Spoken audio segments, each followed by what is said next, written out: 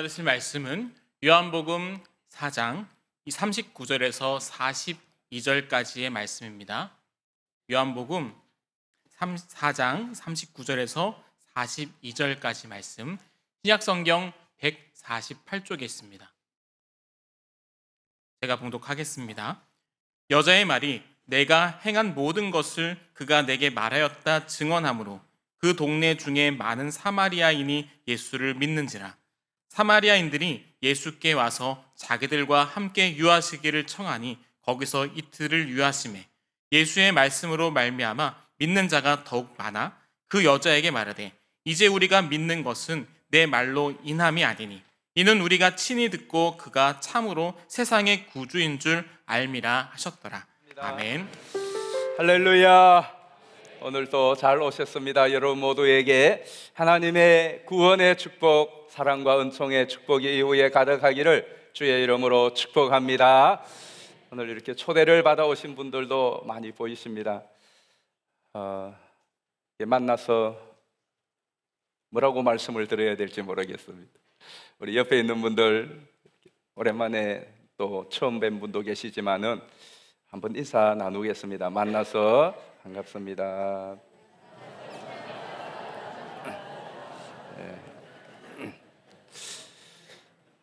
주로 뭐라고 만나서 뭐 어땠다고 하셨어요? 예? 만나서 반갑습니다. 예. 예. 뭐가 반갑습니까? 오랫동안 아는 사람을 안 만났다가 만나게 되면 만나서 반갑겠지만 뭐 처음 보는 분이야 만나서 반가울 일이 없잖아요. 만나서 축복합니다. 만나서 행복할 수도 있고 만나서 정말 반가울 수도 있습니다. 또 만나서 기쁠 수도 있습니다. 그러나 어떤 경우에는 만나서 불행할 수도 있고 만나서 짜증날 수도 있고 만나서 오늘 기분 완전히 그럴 수도 있습니다. 우리가 이 세상을 태어나 살면서 정말 많은 만남을 가지면서 살고 있습니다. 여러분들이 태어나서 지금까지 만난 사람들을 한번 헤아려 보십시오. 헤아릴 수가 없죠. 지금까지 살아오시는 동안 얼마나, 오늘 하루 동안에도 그렇고 어제도 그렇고 지난 한 주간 동안도 얼마나 많은 사람들을 집에서, 가정에서, 일터에서, 곳곳에서 만납니다. 어떤 만남은 참 행복하고 즐거운 만남도 있지만 어떤 만남은 짜증나고 불안하고 또 슬픈 그런 만남도 있습니다.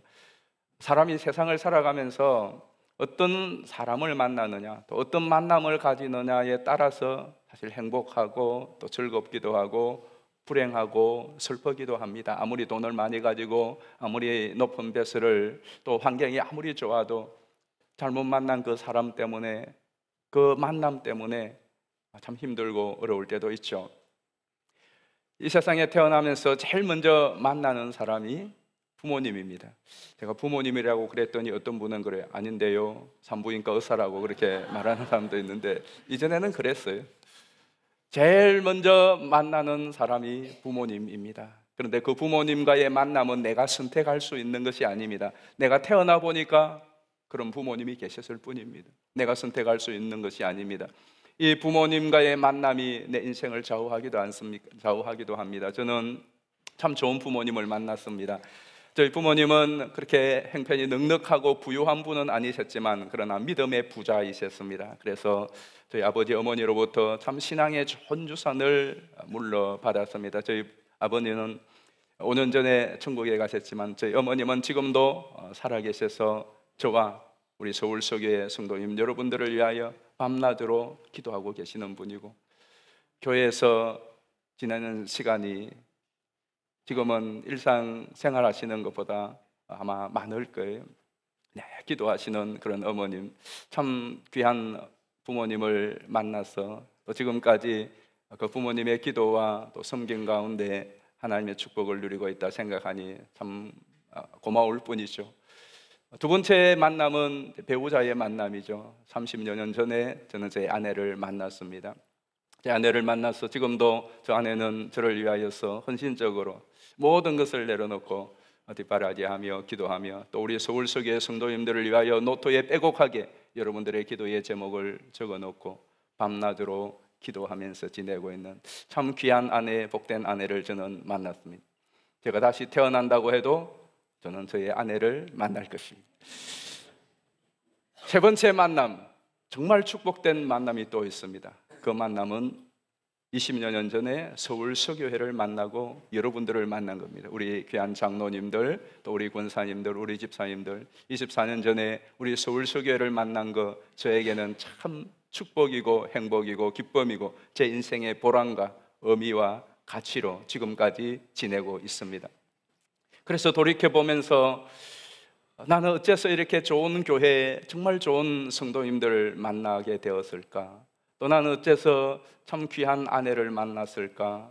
그렇게 좋은 부모님을 만날 수 있었을까? 생각해 보니까 한 가지예요. 예수님 만난 것 때문이에요. 예수님 때문이에요. 만약에 제가 예수님을 만나지 않았다면 여러분들을 만날 이유가 없었을 것입니다. 만약에 제가 예수님을 만나지 않고 제 아내가 예수님을 만나지 않았다면 저와 제 아내는 도무지 결합될 수 있는 공통부모가 별로 없습니다. 예수님 때문에 저는 제 아내를 만나게 됐고요. 저 아내 역시 예수님 때문에 저를 만나게 되었고요. 저희 부모님도 마찬가지입니다. 예수님께서는 정말 예수님 아니면은 만날 수 없는 참 좋은 만남을 주시는 분이죠. 그러나 또 예수님은 좋은 만남을 주시는 분일 뿐만 아니라 좋지 못한 만남, 잘못된 만남을 가진 그 만남조차도 좋은 만남으로 바꾸어 주시는 분인 줄 믿습니다. 그렇습니다.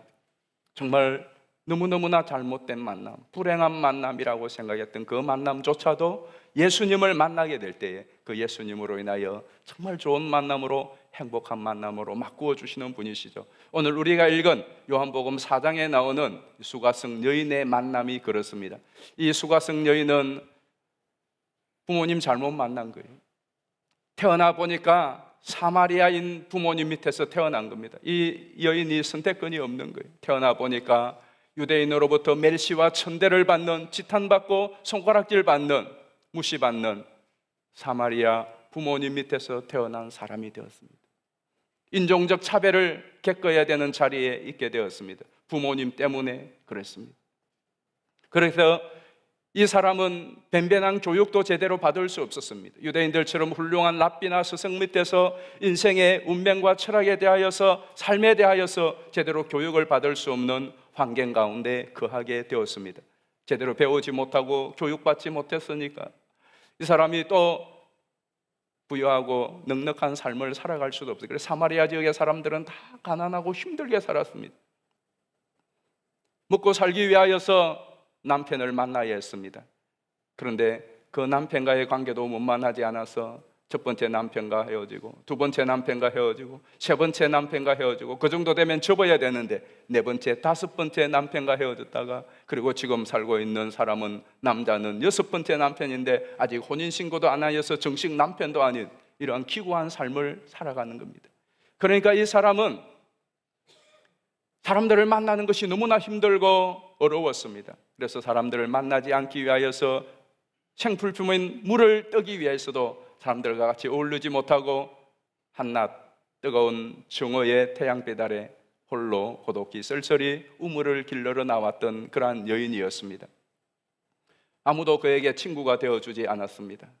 그리고 이 여인은 세상에 대한 적개심과 원망과 정오로 가득 찼습니다. 한 번도 태어나서 단 한 번도 좋은 만남을 가져보지 못한 여인이었습니다. 그렇게 살아가던 어느 날 우물가에서 예수님을 만나게 된 것입니다. 그리고 이 만남은 이 여인의 인생을 바꾸어 놓았습니다. 이 여인은 자기의 인생이 바뀌어진 것을 경험하고 자기만 그 놀라운 축복을 누리는 것이 아니라 동네로 나아가서 동네 사람들을 불러다가 예수님과의 만남을 주선하여 주었고, 예수님과 만난 이 동네 사람들도 그 사마리아 똑같은 처지와 운명을 가지고 살아가던 그 사람들도 그들의 인생이 바뀌어졌습니다. 여기서 우리가 생각해 볼 것은 예수님이 누구시길래 예수님을 만나면 사람이 달라지고 인생이 바뀌어지는가 하는 것입니다. 우리가 많은 사람들 만났어요. 그런데 내 곁에 있는 그 사람 아무리 반갑게 만나고 포옹하고 그렇게 밥 식사를 같이 먹었지만은 그 사람이 내 질병 하나 고쳐주지 못하고 내 성질 하나 바꾸어주지 못하고 내 인생의 삶을 하나 수정해주지 못하는 경우가 허다합니다. 그런데 도대체 예수님은 누구길래 예수님을 만난 이 여인이 그 모든 인생의 운명을 송두리째 바꾸는, 예수님 무슨 기적을 행하거나 무슨 일을 하지 않았어요. 그냥 예수님 만난 거예요. 예수님 만나서 대화를 나누었는데 이 사람이 완전히 바뀌어졌어요. 예수님을 만나는 사람은 이 여인뿐만 아니라 사마리아에 살고 있는 그 원한과 원망과 증오와 적개심이 가득한 그 사람들 모두가 예수님을 만나서 그들이 희열과 기쁨으로 바뀌겠는가? 여러분은 예수님을 누구시라고 생각하십니까? 이 여인도 처음에는 예수님을 딱 만났을 때에 그냥 유대인 한 남자로 생각을 했습니다. 성경을 보실까요? 요한복음 4장 9절입니다. 사마리아 여자가 이르되 당신은 유대인으로서 어찌하여 사마리아 여자인 나에게 물을 달라 하나이까 하니 이는 유대인이 사마리아인과 상종하지 아니함이로라. 아멘.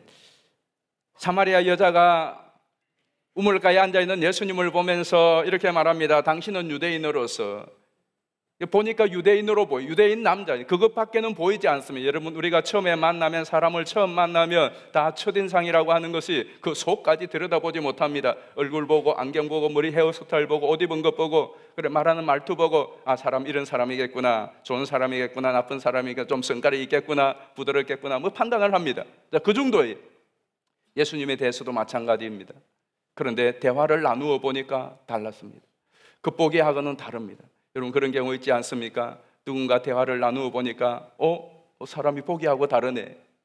예수님과 대화를 나누고 여자가 단지 유대인인 줄 알았던, 남자인 줄 알았던 이분이 달라 보였습니다. 그래서 이렇게 말합니다. 보실까요? 4장 19절입니다. 여자가 이르되 주여 내가 보니 선지자로소이다. 내가 보니 선지자로소이다. 이 눈으로, 육신의 눈으로 봤다는 거예요. 처음 만났을 땐 유대인 남자인 줄 알았습니다. 그러나 대화를 해보니까 알고 보니까 당신은 보통 사람이 아니군요, 선지자군요 하는 겁니다. 그런 경우가 있죠. 어느 날 여러분이 또 이 자리에서도 우리 서로 처음 만났는데, 처음 만날 때는 저 사람 좀 빠지는 것 같고 나하고 말 섞기 싫고, 그런데 그래서 어쩔 수 없이 식사하다가 카페에서 또 마주치고 대화를 나누다 보니까 이 사람이 생각하는 것보다 다를 수가 있습니다. 저도 2년 전에 수술을 받기 위하여 세브란스 병원에 입원하여서 이제 수술을 받기 위하여서 수술실로 내려가는데, 수술실 내려가니까 그 입구에 큰 방이 있는데 거기에서 한 30분 정도 대기하더라고요. 30분 정도. 그 대기하는 시간이 참 기분 나쁜 시간이에요. 그냥 수술실 빨리 들어가서 이렇게 수술을 해야 되는데 그 30분 동안 왜 대기를 하고 있는지 그래서 체크하는 것 같아요. 근데 그 대기하는 동안에 많은 사람들이 그 수술 침대 위에 누워 있는데, 저도 누워 있는데 간호사가 와서 성함이 무엇입니까? 입양열, 생년월일 어떻게 됩니까? 몇 년, 몇 월, 며칠 이야기합니다. 그러면 그러고 가요. 아무 말도 없이. 그리고 조금 있으니까 또 간호사가 와서 환자분 성함은 어떻게 되세요? 생년월일 어떻게 돼요? 또 그러는 거예요. 한 서너 번을 그렇게 하니까 짜증도 나고 이게 뭐 하는 건가 싶고 그냥 눈 감고 가만히 있었는데 한 번 또 간호사가 와서 환자분 성함 어떻게 되세요? 생년월일 어떻게 되세요? 그리고 가야 되는데 목사님이시죠? 그러는 거예요. 제가 깜짝 놀랐어요. 예? 그리고는 서울서교회 담임 목사님이시죠? 그랬어요. 나를 어떻게 아세요? 그러니까 여차여차해서 안다는 거예요. 여러분, 그때의 제 자세가 어떻게 됐을까요? 2번, 3번 와서 물어볼 때는 그냥 눈 감고 무성의하게 답했어요. 그런데 목사님이시죠? 서울서교회 담임 목사님이시죠? 할 때에 제가 그때도 눈 감고 있었을까요? 눈 뜨고 저를 어떻게 했어요? 자세가 완전히 달라지는 거예요. 여러분, 누군가를 처음 만났어. 그냥 지나가는, 스쳐가는 사람인 줄 아는데 이분이 계속 따라오면서 장로님, 그리고는 장로님에게 말을 거는 거예요. 장로님, 아버님이 누구신지 알고, 또 어머님이 누구신지도 알고, 또 장로님이 과거에 어떤 일을 했었는지도 알고, 그리고 지난밤에 내가 당신의 한 일을 알고 있습니다, 이러면서 또 쫙 풀어놓고 그럴 때에 자세가 달라지는 거죠. 이 여인도 마찬가지예요. 당신의 남편이 과거에 5명이나 5 명이나 있었지. 깜짝 놀란 것입니다. 이 비밀을 어떻게 알았을까? 2번, 3번 와서 물어볼 때는 그냥 눈 감고 무성의하게 답했어요. 그런데 목사님이시죠? 서울서교회 담임 목사님이시죠? 할 때에 제가 그때도 눈 감고 있었을까요? 눈 뜨고 저를 어떻게 했어요? 자세가 완전히 달라지는 거죠. 여러분, 누군가를 처음 만났어. 그냥 지나가는, 스쳐가는 사람인 줄 아는데 이분이 계속 따라오면서 장로님, 그리고는 장로님에게 말을 거는 거예요. 그래서 예수님을 위대한 선지자로 보았습니다. 많은 사람들이 성경을 좀 보고 또 예수님에 대해서 듣고, 아마 여러분 초대받아 오신 여러분들도 마찬가지일 거예요. 여기 앉아 계신 우리 성도님들 마찬가지일 거예요. 예수님에 대해서 이야기하라고 하면 예수님에 대해서 압니다. 왜? 그동안 내가 들은 풍월이 있고 성경을 본 것이 있고 나름대로 예수님을 알고 보니까 예수님은 적어도 평범한 사람은 아니에요. 예수님은 최소한 4대 성인 중에 한 분 정도는 되고, 예수님은 그래도 정말 놀라운 모든 면에서 인간이 추앙하고 본받을 만한 훌륭한 스승인 것은 사실이에요. 그런데 그것만으로 이 사마리아 여인을 변화시키지는 않았습니다. 도리어 그것이 이 사마리아 여인에게는 푸념을 자아내게 만들었어요. 사마리아 여인이 어떻게 푸념을 하느냐 보실까요? 25절입니다. 여자가 이르되 메시아 곧 그리스도라 하는 이가 오실 줄을 내가 아노니 그가 오시면 모든 것을 우리에게 알려주시리이다. 아멘. 이 사마리아 여인이 선생님은 좋아요. 훌륭한 선생님 좋습니다. 예언자도 좋습니다. 그러나 그것이 내 인생을 바꿀 수는 없어요. 내게 필요한 분은 메시아, 그리스도. 나에게는 메시아와 그리스도가 필요하다라고 푸념 어린 말을 내뱉습니다. 그때에 예수님이 이렇게 말해요. 한번 같이 읽어보실까요? 시작. 예수께서 이르시되 네게 말하는 내가 그라 하시니라. 이 여인에게 내가 메시아다. 지금 자기 앞에 앉아있는 이 남자가 그냥 유대인의 한 남자, 여인에게 수작거는, 물 들어온 여자에게 수작거는 그러한 수다쟁이 남자인 줄 알았는데 알고 보니까 굉장한 선지자요, 예언가요, 대단히 뛰어난 분이. 근데 그것이 끝이 아니라 그가 그렇게 기다리고 나를 구원해주고 내 인생의 문제를 해결을 주어 그 사람이 메시아, 그 그리스도를 기다리고 있는데 바로 자기의 눈앞에 앉아있는 이분이 자기가 그리스도라고 하는 거예요. 그때에 이 여인이 물동이를 벌어두고 온 동네로 뛰어가서 그의 모든 수치와 슬픔과 그리고 그의 우울과 증오와 적개심이 아침 안개 사라지는 거예요. 오늘 이 여인 앞에 예수님이 말씀하신, 또 이 여인이 그렇게 갈구했던 메시아, 그리스도, 이 메시아와 그리스도는 다 똑같은 말이에요. 메시아는 히브리어고 그리스도는 헬라어일 뿐입니다. 의미는 구원자라고 하는, 구세주라고 하는 뜻입니다. 이 구원자를, 구세주를 히브리어로는 메시아라고 그래요. 헬라어로는 크리스토스라고 그렇게 말합니다. 다시 말해서 구약부터 기다려왔던, 신약에 지금도 기다리고 있는 나의 구원자, 내 구세주, 그분은 언제 오시는가? 근데 그분이 바로 자기 앞에 앉아있는 이분이 그의 메시아였습니다. 저는 여러분 모두가 오늘 이 시간 구원자 되신 예수님을 만나게 되기를 주의 이름으로 축복합니다. 우리가 여러분을 초대한 것도 마찬가지입니다. 뭐 저보라고 초대했겠습니까? 아니면 여러분 누가 여러분을 초대했겠습니까? 봐봤자 뭐 하겠습니까? 그러나 저는 여러분들이, 오늘 우리 서울서교회 성도님 여러분들도 예수님을 만나는 이런 축복이 있기를 주의 이름으로 축원합니다. 예수님을 왜 우리가 꼭 만나야 될까요? 특별히 우리가 살면서 살아있는 동안에 예수님을 꼭 만나야 되는 이유는 이 예수님이 구세주이기 때문에, 구원자이기 때문에 그래요. 무슨 구원자냐? 우리를 죄와 사망에서 모든 갈증과 목마름과 인생의 문제에서 건지시는 유일한 구원자 예수 그리스도이십니다. 많은 구세주가 있고 많은 그리스도가 있었지만 그러나 그 누구도 이 인생의 깊은 문제를 해결해 줄 수 없습니다. 예수님께서는 오늘 이 여인과의 만남에서 내가 너에게 생명수를 준다고요. 예수님이 물 들어온 그 여인에게 물 한 잔 달라고 하면서 예수님이 나중에는 생명수 이야기를 하면서 물을 가지고 예수님이 구세주이심을 나타내고 있어요. 지난 여름에 8월달 전후에서 강릉에는 물 때문에 난리가 났습니다. 홍수로 난리가 난 것이 아니라 가뭄으로 인해서 난리가 났죠. 우리 서울 지역에 또 이 경기도 지역에는 다 전국적으로 참 비가 많이 왔습니다. 올 여름에 비 많이 왔는데 강릉에는 비가 오지 않아서 얼마나 이 가뭄으로 인하여 고생을 했는지요. 그때의 그 신문이나 또 SNS에 올라온 글들을 보면 아니 같은 나라에 무슨 이런 세계가 있는가 싶을 정도예요. 물을 조금이라도 아끼려고 빨래를 색깔별로 구분했다. 요즘에 참 이게 빨래를 물 아끼려고 색깔별로 구분을 해서 빨래를 하고요. 일주일 정도 기다리면 이 가뭄이 해소될 줄 알고 빨래를 일주일 동안 쌓아놨는데 그 쌓인 것이 보름째 지금 쌓이고 있다는 거예요. 그리고는 머리도 제대로 감지 못하고 자기들끼리의 그 커뮤니티에서는 물을 아끼는 꿀팁이 등장했어요. 물을 아끼는 꿀팁. 이 물이 없으니까 제일 어려움이 첫 번째는 씻을 수가 없는 거죠.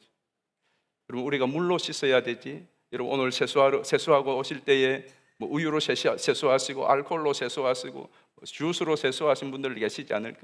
우리가 몸을 씻기 위해서는, 여러분, 빨래를 하기 위해서는 세상 없어도 물이 있어야 됩니다. 금가루를 빻아서 세수를 할 수고 씻을 수도 없는 것이고, 돈을 갈아서 세수도 할 수 없는 것이고, 그 어떤 것으로도 씻는 문제는 물 외에는 해결이 안 됩니다. 그런데 이 물로서 우리의 몸과 더러워진 것을 씻을 수 있지만, 그러나 우리의 죄의 문제, 여러분의 마음의 상처나 마음의 더러움과 죄책은 물로서 씻어낼 수가 없는 것입니다. 초등학교에 입학한 아이가 초등학교 갔는데 이 아이가 좀 피부가 까맸습니다. 그러니까 아이들이 막 놀리는 거예요. 요즘이야 인종차별이 거의 많이 없어졌지만은 이전에는 더욱더 그랬지 않습니까? 피부가 좀 다른 사람보다 거뭇거뭇하니까 아이들이 놀리는 거예요. 하루는 이 아이가 너무나 힘들어서 학교를 마치고 집에 와서 화장실에 들어가서, 목욕탕에 들어가서 이태리 타올로 막 문질러, 손등을 문질고 얼굴도 문질고 비누칠해서 문질고, 그리고 문질고 나서 닦고 거울 보니까 여전히 까맣고, 또 문지르고 또 거울 봐도 까맣고, 얼마를 그렇게 했는데 나중에는 막 피가 나는 거예요. 살이 벗겨지고 껍데기에 벗겨지고 피가 나오는 거예요. 그래 아프니까 그냥 울고 있는 거예요. 밖에서 엄마가 얘가 목욕탕에 들어갔다가 그렇지 않아도 나오지 않는데 갑자기 울음소리가 나니까 놀래가지고 엄마가 문을 열고 들어가 보니까 아이가 그러고 있는 거예요. 그 엄마도 그 아이를 부둥켜 안고 엉엉 울면서 데리고 나와서 설명을 다 해주었어요. 여러분, 우리가 물로서 몸의 모든 더러운 것을 깨끗이 씻을 수 있지만, 그러나 내 양심과 또 우리의 마음의 가책과 상처와 죄는 물로서 씻을 수가 없는 거예요. 그 무엇으로도 씻을 수 없습니다. 유일하게 씻을 수 있는 것은 예수 그리스도의 피인 줄 믿습니다. 성경을 보실까요? 요한일서 1장 7절입니다. 그가 빛 가운데 계신 것 같이 우리도 빛 가운데 행하면 우리가 서로 사귐이 있고 그 아들 예수의 피가 우리를 모든 죄에서 깨끗하게 하실 것이요. 그래서 에베소서 1장 7절은 이렇게 말합니다. 우리는 그리스도 안에서 그의 은혜의 풍성함을 따라 그의 피로 말미암아 속량 곧 죄사함을 받았느니라. 아멘. 오직 우리의 심령과 우리의 마음과 우리의 삶에 죄와 허물과 죄책과 또 가책과 또 상처를 씻을 수 있는 유일한 길은 예수 그리스도께서 주시는 생명수, 예수 그리스도께서 우리를 위하여 십자가에 피 흘려 죽으신 그 예수님의 보혈로 그 누구도, 그 모든 사람도, 어떤 사람도 어떤 죄악도 깨끗이 씻음을 받을 수가 있습니다. 전 여러분 모두가 이 씻음과 자유함이 있게 되기를 예수님의 이름으로 축복합니다. 예수님께서 또 물로 비유하신 이유는 이 물만이 우리의 목마른 갈증을 해결할 수가 있습니다. 여러분, 목이 마르고 침이 마르면 물 마셔야 돼요. 물을 대신할 수 있는 음료는 없습니다. 내 목이 마른데 아무리 맛있는 우유를 마신다고 그 해결 안 돼요. 목이 마른데 무슨 어떤 청량 음료를 마시고 와인을 마시고 어떤 좋은 주스를 마신다고 목마름의 그 갈증은 해결되지 않습니다. 오직 이 목마름의 갈증을 해결하는 것은 다른 것을 마신다고 할지라도 물을 마셔야만 해결됩니다. 물을 대신할 수 있는 것은 아무것도 없습니다. 밥을 먹어도 안 되고요. 목마를 때는 세상 없어도 물 마셔야 돼요. 목이 말라서 물을 마셔서 그 해결하지 못한 상태에서는 아무것도 할 수가 없어요. 예배고 일어나는 것이고 일하는 것이고 어떤 것도 할 수가 없어요. 목이 말라 죽겠는데 뭘 하겠습니까? 그런데 그 마른 목을 해결할 수 있는 유일한 물질은 물밖에 없어요. 그런데 여러분, 그 물조차도 우리의 영혼의, 우리 심령의 메마름은 절대로 해결할 수가 없습니다. 내가 마음이 허할 때가 있잖아요. 왠지 공허할 때가 있잖아요. 뭔지 모르게 내 마음속에 만족하지 못하는 뭔가 2% 부족하는 것 같은 그런 것이 있잖아요. 그때 물 아무리 마셔봤자 배만 불러가지고 화장실만 자주 가지 해결이 안 돼요. 여러분, 살면서 돈으로 해결되고 권력으로 해결되고 또 이런저런 것들을 다 해결되는데 그럼에도 불구하고 왠지 해결되지 않는 허한 부분이 있지 않습니까? 요한복음 3장에 보면 니고데모라고 하는 사람이 나와요. 이 니고데모는 유대의 관원이었습니다. 관원이라고 하면 오늘로 말하면은 국회의원이었다는 말이에요. 우리나라를 이렇게 쭉 보면 참 국회의원 참 좋을 것 같아요. 제가 목사가 아니었다면 나도 정치학과를 정보해서 국회의원이 되면 좋겠다 하는 생각을 합니다. 우리 대한민국에서 가장 좋은 직업이 국회의원인 것 같아요. 대통령보다도 국회의원이 더 나은 것 같아요. 대통령은 국회 또 이렇게 가서 뭐 연설도 해야 되고 국정감사도 받아야 되고, 근데 국회의원들은 국정감사도 받지 않아요. 국회의원들을 누가 타치하고 국회의원을 쪼는 사람은 아무도 없습니다. 정부조차도 국회가 쪼지만은 국회를 쪼는 사람은 아무도 없어요. 물론 4년마다 한 번씩 5년마다 투표를 해야 되지만은 국회의원들은 뭐 감사받을 일도 없고, 국회의원들은 누가 쪼오지도 않고, 세상에 이 대한민국에서 국회의원처럼 편한 사람들이 어디 있을까? 혹시 국회의원인데 오신 분 계십니까? 그렇지 않습니까? 특권은 얼마나 많습니까? 그래서 국회의원 정도 되면은 뭐가 불만이 있을까? 국회의원 정도 되면은 뭐가 부족할까? 그래서 그렇게 국회의원 하려고 하는 것 같지 않습니까? 이 니고데모는 그 당시에 국회의원보다 훨씬 더 높은 관직이었습니다. 이 사람이 뭐가 아쉬운 것이 있고 무슨 불만이 있겠습니까? 그런데 이 니고데모가 밤에 조용히 몰래 혼자 예수님을 찾아왔습니다. 왜 찾아왔을까요? 찾아와서 하는 이야기가, 예수님, 당신이 보니까 아주 위대한 선생님인 것 같은데 사람이 어떻게 해야 구원을 받고 하나님 나라에 들어갈 수 있습니까? 이것은 그의 삶의 문제가 아니라 영적인 문제예요. 그 마음과 영혼의 갈증이 있다는 거예요. 세상 남부를 것이 없는 그 지위와 위치에 있었지만 그 마음에 허한 것은 그 지위와 간직이 달래줄 수 없더라는 것입니다. 누가복음 19장에 보면 삭개오라고 하는 사람이 있습니다. 19장에 보면 이 삭개오를 소개할 때에 그는 세리장이요 부자라 그랬습니다. 세리장이란 말은 지금식으로 말하면 세무소장입니다.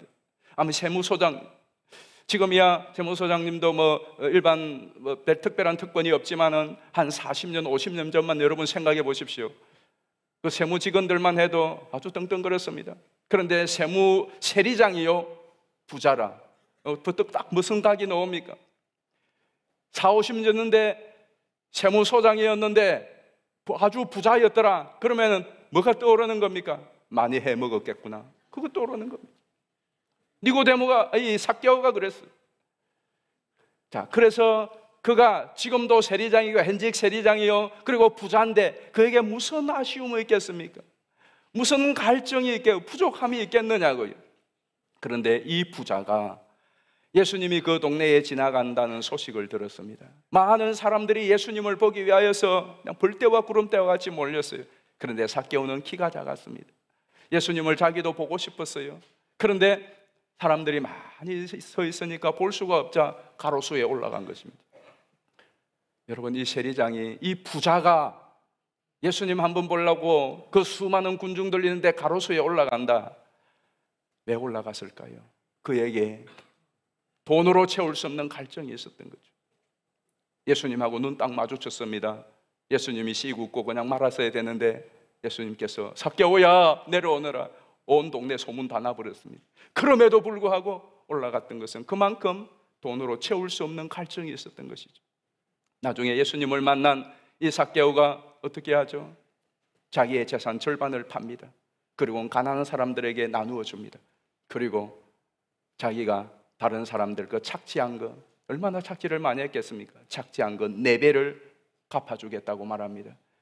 예수님이 그렇게 시키지 않았습니다. 누가 그렇게 하라고 하지 않았습니다. 스스로 예수님을 만나고 나서 그의 재물의 반을 팔고 그동안 세금 착취했던 거 4배로 물어줬어요. 그 인생이 예수님을 만나서 바뀌어졌습니다. 오늘 이 사마리아 여인도 마찬가지지 않습니까? 어째서 2번, 3번 결혼하고 안 되면은 그냥 끝내야지. 5번째도 실패했는데 6번째까지 가는 이유가 무엇이겠습니까? 그의 마음에 채울 수 없는 가람, 그 빈자리, 메꿀 수 없는 공허함이 있었던 것입니다. 성적으로도 돈으로도 권력으로도 채울 수 없는, 인간에게는 메꿀 수 없는 공간이 있는 것이죠. 저도 저희 부친이 5년 전에 천국 가셨을 때에 장례를 다 모시고 서울로 올라왔는데 저도 목사잖아요. 얼마나 많은 장례를 집례하고 또 여러분들을 얼마나 많이 위로했습니까? 근데 막상 저희 부친이 세상을 떠나고 나서 저는 괜찮을 줄 알았습니다. 장례식 할 때도 덤덤했습니다. 그런데 집에 왔는데 계속 마음이 허한 거예요. 순간순간 중간중간에 그냥 뭔가 훅 꺼지는 것 같고 훅 꺼지. 아니 이게 뭐야? 기도했죠. 또 기도했죠. 그런데도 이상하게 3일째 계속 그러는 거예요. 제 아내가 보고 있다가 여보 우리 바람이나 쐬러 가자. 그래서 인천 앞바다에 가서 저는 바다를 보면 그래도 환기가 되니까. 그래서 그 앞바다에 가서 바닷가를 쫙 하고 마음이 좋아졌죠. 된 줄 알았어요. 집에 왔는데도 여전히 마음이 또 어느 순간에 훅 하는 거예요. 그래서 아내가 그때 여보 우리 예배 드리자. 그래서 방 안에서 침대에 둘이 앉아서 예배를 드렸어요. 근데 놀라운 것은 그 예배 드리고 난 후에 그 모든 허함이 지금까지 깨끗이 사라졌어요. 그러니까 참 그렇죠. 목사인데 목사가 마음이 허하고 그 하면은 예수님 찾아야 되는데 물론 예수님을 찾지만은 그게 안 되더라고요. 근데 진짜 예수님 앞에 하나님 앞에 진지하게 예배 드리고 주님 아까 불렀던 찬양 주 예수 내 마음에 들어와 계신지 그 예배를 통하여 우리 주님 천국에 계신 우리 주님 하늘에 계신 우리 주님 그리고 우리 아버지 그 주님이 우리와 함께 하심을 믿는 그 순간에 이 모든 허함이 깨끗이 사라지는 거예요. 그래서 파스칼이 이런 말을 했습니다. 모든 사람의 마음 속에는 하나님이 만드신 하나의 공간이 있다, 공백이 있다. 이것은 다른 어떤 것으로도 채워질 수 없고 오직 인간을 창조하신 하나님에 의해서만 채워질 수 있는 것이다. 그래서 어거스틴은 이렇게 말했죠. 우리의 마음은 하나님 안에서 안식을 찾을 때까지 평안을 누리지 못한다. 예수님이 이렇게 말씀하십니다. 요한복음 4장 14절입니다. 내가 주는 물을 마시는 자는 영원히 목마르지 아니하리니 내가 주는 물은 그 속에서 영생하도록 솟아나는 샘물이 되리라. 요한복음 7장 37절에 예수님이 이렇게 초청합니다. 명절 끝날 곧 큰 날에 예수께서 서서 외쳐 이르시되 누구든지 목마르거든 내게로 와서 마시라. 아멘. 누구든지 목마르거든. 이 목마름은 육신의 목마름을 말하는 것이 아닙니다. 여러분의 삶에, 여러분의 마음에, 여러분 정신적으로, 여러분 인생 가운데 왠지 허하고 공허하고 요즘 내가 왜 살아야 되지? 그런 마음이 들 때에 누구든지 목마르거든 내게로 와서 마시라. 여러분 예수님을 찾고 주의 이름을 부르고 주님을 만날 때 우리 주님께서 여러분의 심령에 넘치는 생수가 되어 주실 줄 믿습니다. 마지막 세 번째는 우리가 예수님을 만나야 되는 가장 중요한 이유는 물은 사람이 마셔도 되고 마셔도 되지 않는 것이 아닙니다. 이 물은 생명과 직결됩니다. 영원한 생명이 예수님에게 있기 때문인데 아무리 좋은 것, 맛난 것을 먹어도 사람은 물을 마시지 않고는 살 수 없습니다. 음식을 먹지 않고 금식하는 사람은 40일까지 금식하는 거 뭐 흔하죠. 마음만 먹으면 여러분들도 40일 금식할 수 있어요. 저도 7일까지는 금식을 해보았는데 그 이상은 못 해봤어요. 그런데 밥은 먹지 않지만 음식은 먹지 않지만 물은 40일을 마시지 않으면 죽습니다. 세상 없어도 어떤 사람도 물을 마시지 않으면 죽어요. 물은 반드시 마셔야 돼요. 우리 몸의 70%가 물이라고 그러잖아요. 연세가 드시면서 몸이 물이 자꾸 빠져나가니까 쭈글쭈글해지고 물을 빨리 보충을 해줘야 되는데 화장실이 겁나서 물을 보충 못하고 그러니까 몸이 마르는 거죠. 결국 말라서 돌아가시는 거예요. 여러분 우리가 물은 다른 것으로 대체할 수 없는 생명의 원천입니다. 그러나 이 물도 우리의 영적인 생명을 해결해 줄 수는 없어요. 물을 아무리 먹어도 죽습니다. 물을 아무리 마셔도 아무리 좋은 물 마셔도 죽습니다. 사람의 인생은 별거 아닙니다. 영혼 떠나면 아무것도 아닙니다. 여러분 오늘 이렇게 앉아 계시지만은 내 영혼이 떠나면 여러분은 시체에 불과합니다. 내가 시체가 되면은 내가 부자였든지 가난한 사람이었든지 몸이 건강했든지 뭐 병들었든지 별 의미가 없습니다. 그냥 냉동실로 들어가는 것입니다. 가족과 분리되어야 되고요. 세상과 분리되어야 되고요. 내가 숨쉬는 이 호흡 하나 딱 끝나면은 그걸로서 끝이에요. 우리 인생이 뭐 대단하고 거창한 것 같지만 아닙니다. 오늘 밤이라도 이 시간이라도 내 호흡이 멈추고 호흡이 끝나면 나는 그런 시체가 되고 냉동실로 들어가야 될 처지가 저와 여러분 우리 모두입니다. 호흡이 있기 때문에 우리 인생에 가치가 있는 것이고 삶의 의미가 있는 것입니다. 그런데 중요한 것은 이 호흡이 떠나면 모든 것이 끝이냐? 아니에요. 영원한 영생이 있습니다. 영원한 사망이 있습니다. 오직 우리에게 영원한 생명의 음료가 되고 생명의 양식이 되는 분은 십자가에 피 흘려 죽으시고 부활하신 예수 그리스도이십니다. 그래서 예수님이 이렇게 말씀하셨어요. 한번 보실까요? 성경 요한복음 4장 17절 말씀은 다 같이 한번 읽어보겠습니다. 시작. 내가 주는 물을 마시는 자는 영원히 목마르지 아니하리니 내가 주는 물은 그 속에서 영생하도록 솟아나는 샘물이 되리라. 어디서 솟아난다고요? 여러분 자신에게서 솟아나는 거예요. 내가 영생하는 존재가 된다는 것입니다. 이 세상에서 영생하는 것이 아니라 비록 우리가 늙고 병들고 마치 녹슬고 부스러지던 것처럼 우리 인생은 그렇게 끝나지만 그것이 끝이요, 좌절이요, 절망이 아니라, 불행이 아니라 새로운 삶의 시작이 되는, 영원한 삶의 시작이 되는 것입니다. 예수 그리스도만이 오직 우리의 유일한 구세주이십니다. 그런데 중요한 것은 이 예수님을 어떻게 만날 수 있느냐는 것입니다. 예수님 만나면 그렇대요. 그런데 예수님을 어떻게 만나냐는 거예요. 죽은 자를 만날 수는 없어요. 살아있어야 만날 수 있습니다. 눈에 보이지 않는데 어떻게 만날 수 있을까요? 그러나 본다고 다 만나는 것도 아닙니다.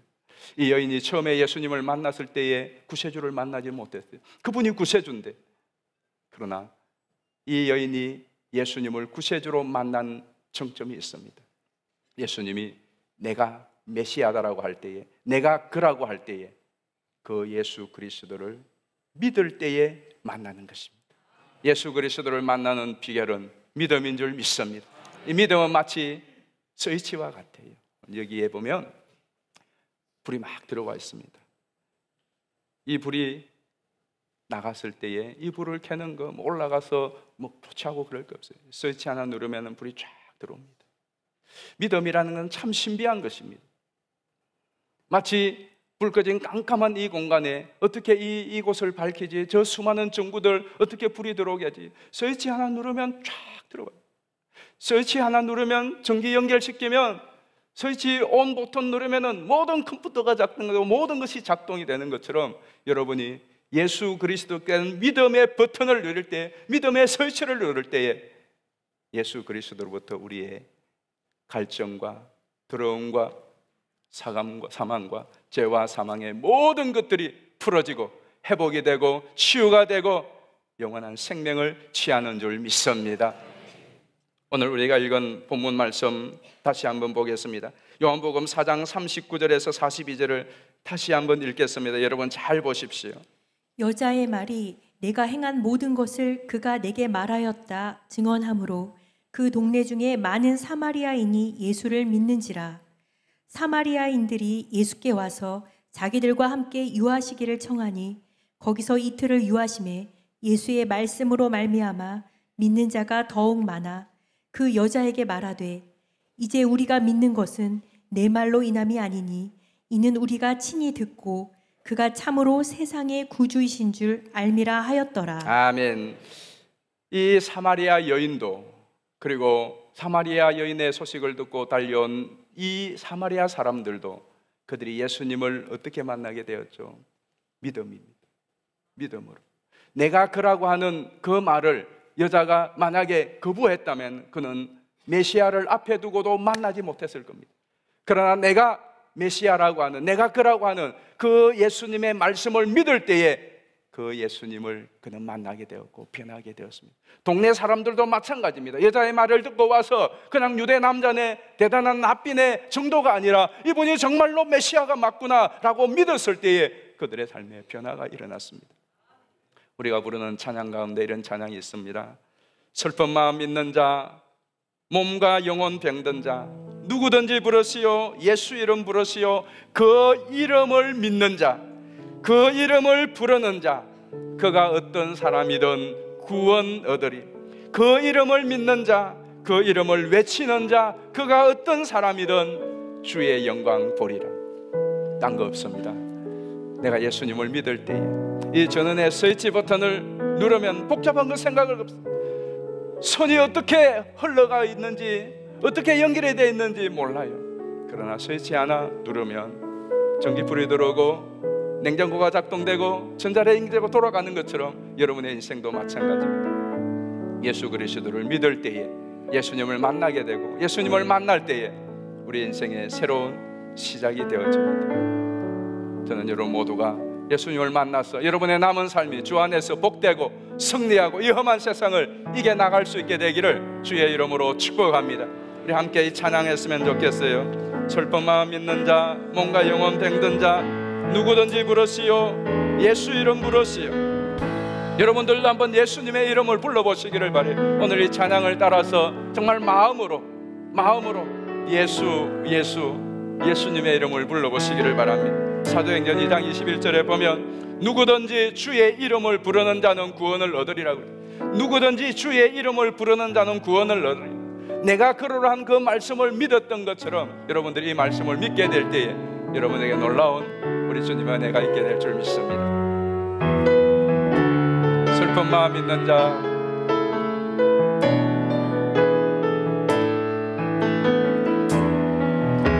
슬픈 마음 있는 자, 몸과 영혼 댕든 자, 누구든지 부르시오. 누구든지 부르시오. 누구의 이름입니까? 예수 이름 부르시오. 그 이름을 믿는 자, 그 이름을 부르는 자, 그 이름을 부르는 자, 그가 어떤 사람이든 그가 어떤 사람이든 그는 구원을 얻으리. 그렇습니다. 예수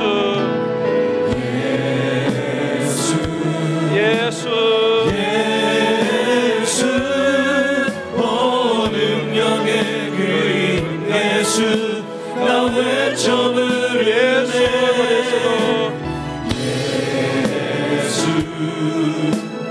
예수 구원의 그 이름 예수 나 외쳐 부르네. 예수 그리스도.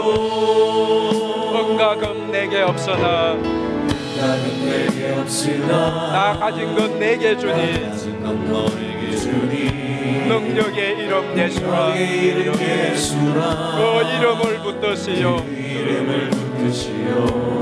그 이름을 믿는 자, 이름을 믿는 그 자, 이름을 부르는 그 자, 이름을 외치는 자, 그가 어떤 사람이든 그가 어떤 사람이든 그는 주의 영광 보리라. 주의 영광 보리라. 우리 자리에서 다 일어나겠습니다. 자리에 다 일어나 찬양하겠습니다. 예수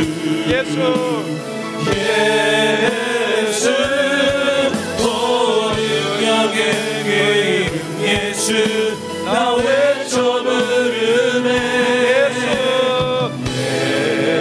예수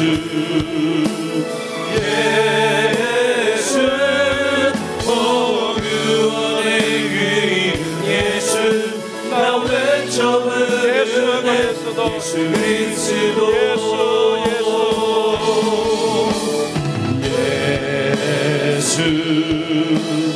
예수 구원의 그 이름 예수 나 외쳐 부르네.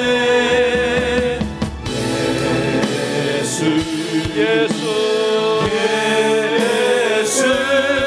구원의 그 이름 예수 나 외쳐 부르네.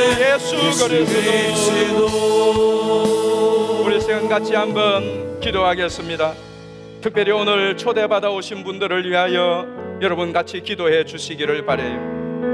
또 여러분 가운데서도 요즘 왠지 모르게 외롭고 고독하고 또 만족함이 없고 또 마음에 깊은 상처와 정서적인 혼란과 불안함, 밝힐 수 없는 과거의 죄와 죄책, 예배의 자리, 신앙의 자리, 직장에 또 가정에서도 뭔가 새로운 일도 없고 재미없는 무미건조한 삶을 살아가시는 분들, 왠지 모를 장래에 대한 불안과 영혼에 대한 갈증을 품은 채 메마른 광야와 같은 삶을 살아가고 계시는 분들, 오늘 이 시간 주여 생수를 주시는 주여 나에게 그 생수를 부어 주시옵소서.